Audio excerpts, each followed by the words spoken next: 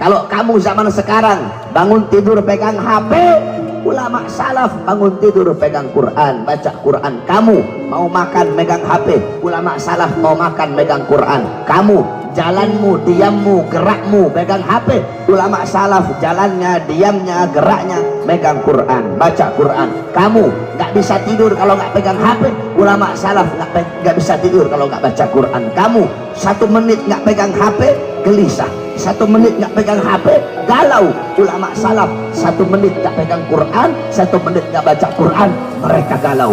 Jadi kalau kamu mau lihat bagaimana kesibukan ulama dulu dengan Al-Quran, kamu lihat aja bagaimana kesibukan kamu zaman sekarang dengan HP. Tidak pernah lepas kamu dari HP. Ulama salaf seperti itu juga, mereka tidak pernah lepas daripada Al-Quran.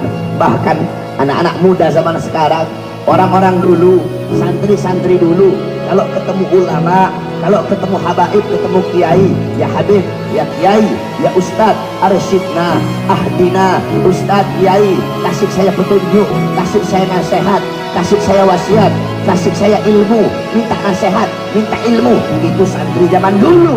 Santri zaman sekarang ketemu ustad, ketemu kiai, ketemu habib, nggak minta wasiat, nggak minta nasihat, nggak minta ilmu, nggak minta berkah, minta selfie. Saudara-saudara, itu murid-murid zaman sekarang, itu santri-santri zaman sekarang.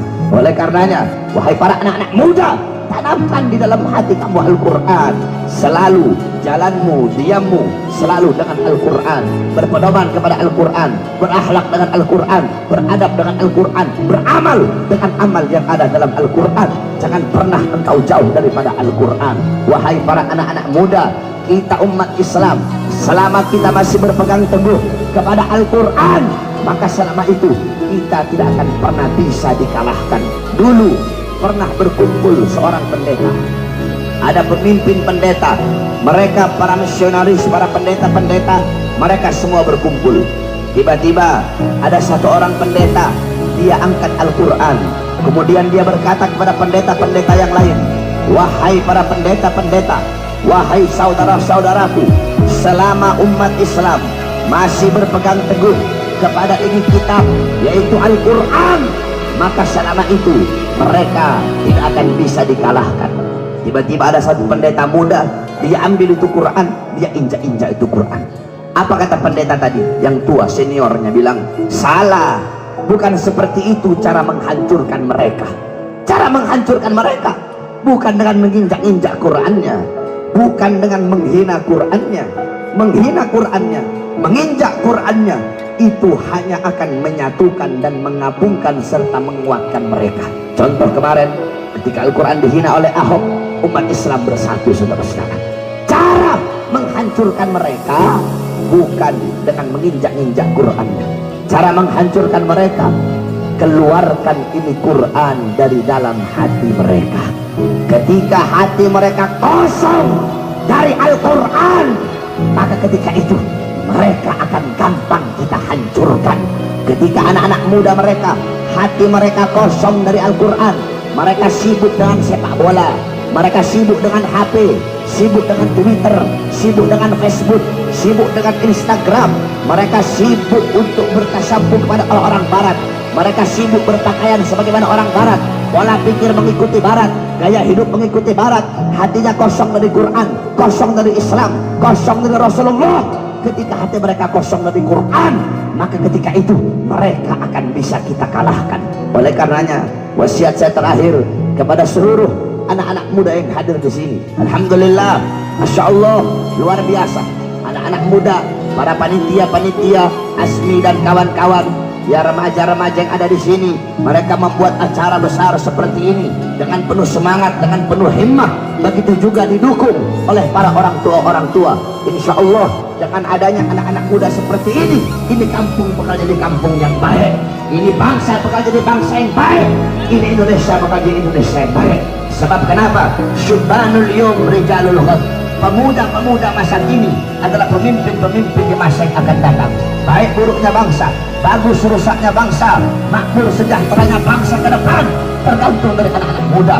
Kalau anak-anak muda baik, taat, patuh, tunduk kepada Allah, mengerti ilmu agama, duduk majelis, cinta ulama, cinta Quran, cinta Nabi, cinta Rasul, besok bangsa kita baik, Indonesia kita baik, Indonesia makmur, Indonesia sejahtera, akan mendapat pemimpin yang baik, pemimpin yang makmur, pemimpin yang sejahtera, pemimpin yang adil, dan agama akan dipegang oleh orang-orang yang baik. Tapi kalau anak-anak mudanya rusak, anak-anak mudanya bejat, anak-anak mudanya melacur, anak-anak muda narkoba, anak-anak mudanya nongkrong, anak-anak muda jauh dari Allah, jauh dari Quran, jauh dari masjid, jauh dari agama, jauh dari akhlak, jauh dari adab, besok bangsa kita akan rusak, negara kita akan rusak, Indonesia akan rusak, Indonesia akan dipegang oleh orang-orang yang rusak. Oleh karena itu, wahai para pemuda-pemudi Islam, saya wasiatkan kepada kamu semua, jangan pernah engkau berhenti berjuang untuk agama, berjuang untuk negara. Selalu sampaikan kebenaran kepada para pejabat-pejabat yang zalim. Afdalul jihad kalimatu haqqin wa fi riwayah kalimatu adlin inda sultanin ja'ir. Jihad yang paling bagus, jihad yang paling baik, jihad yang paling utama adalah menyampaikan kebenaran kepada para pemimpin-pemimpin yang zalim. Wahai para pemuda-pemudi Islam, di zaman sekarang rata-rata para pejabat bisa dibeli, betul? Presiden bisa dibeli, saudara-saudara, menteri bisa dibeli, partai-partai bisa dibeli, bahkan partai Islam bisa dibeli. Ada partai Islam lambangnya hijau tapi dalamnya merah, partai semangka, saudara-saudara. Banyak partai-partai yang bisa dibeli, banyak orang-orang yang mengkhianati bangsa, mengkhianati negara. Mereka jual ini bangsa kepada asing. Para pejabat-pejabat sekarang, mereka para pemimpin-pemimpin sekarang, mereka hidup enak, hidup sejahtera, mereka kenyang, mereka tidur nyenyak. Rakyat kelaparan, rakyat susah, rakyat menderita, rakyat pengangguran. Oleh karenanya, wahai para pemuda-pemudi Islam, jangan pernah berhenti untuk berjuang. Barangkali banyak pejabat-pejabat yang bisa dibeli bagi orang-orang yang ingin menghancurkan bangsa, bagi orang-orang yang ingin menghancurkan Indonesia. Para perangkat negara, para pejabat bisa mereka sogok, bisa mereka suap, bisa mereka beli.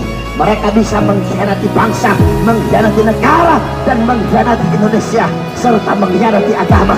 Tetapi mereka, para pengkhianat bangsa, mereka lupa bahwasanya di Indonesia masih tegak berdiri kami, para pemuda-pemudi Islam, anak-anak bangsa yang rela hancur dan binasa untuk agama Indonesia. Kami tidak akan pernah bisa dibeli sampai hari kiamat. Yang hak akan kami sampaikan hak, yang batil akan kami sampaikan batil. Wahai para anak-anak muda, jangan pernah engkau takut. Tidak ada pembatas, tidak ada penghalang antara seseorang dengan kebenaran, walaupun kebenarannya dari yang orang yang lebih muda, yang lebih bodoh, yang lebih hina, yang lebih miskin. Kebenaran bagaikan matahari yang akan selalu bersinar walaupun di hadapan para orang yang buta. Oleh karenanya, wahai anak-anak muda, terus sampaikan kebenaran.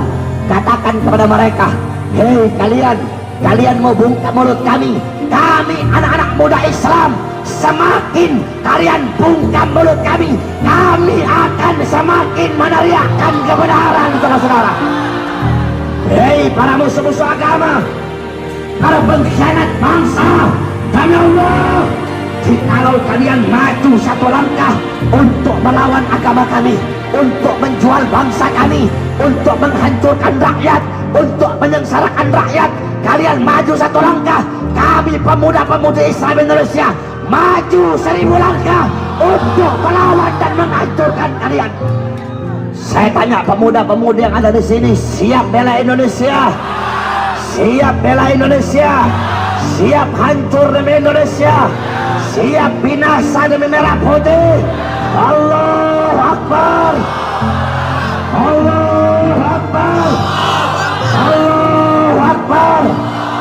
Siap jadi muda yang baik, siap jadi anak-anak muda yang taat, siap jadi anak-anak muda yang patuh kepada Allah. Wahai anak-anak muda, kalian para anak-anak muda, kalian rela mati untuk klub-klub bola kalian. Anak-anak kecil rela mati untuk Persija, anak-anak Viking rela mati untuk Persib, anak-anak bonek rela mati untuk Persebaya. Jikalau kalian rela mati untuk klub-klub bola kalian, maka kalian harus lebih rela mati untuk agama dan bangsa Indonesia, saudara. Kalian anak-anak muda, kalian rela mati ngetrek bawa motor di atas aspal kalian rela mati. Jikalau kalian rela mati di atas aspal, maka kalian harus lebih rela mati di atas jalan dan relnya Allah Subhanahu wa Ta'ala. Jangan pernah kamu takut. Intan surullah yang surkum. Siapa yang menolong agama Allah, Allah tolong. Kamu jaga agama Allah, Allah jaga kamu. Kamu lindungi agama Allah, Allah lindungi kamu. Walaupun mereka punya segala-galanya, mereka punya harta, mereka punya pangkat, mereka punya jabatan, mereka punya tahta, mereka punya kekuasaan, mereka punya senjata. Jangan kau takut. Kita tidak punya apa-apa. Kita tidak punya harta, tidak punya pangkat, tidak punya jabatan, tidak punya tahta, tidak punya kekuasaan, tidak punya partai. Tapi ingat, kita punya yang tidak mereka punya. Walaupun kita tidak punya apa-apa, kita punya Allah.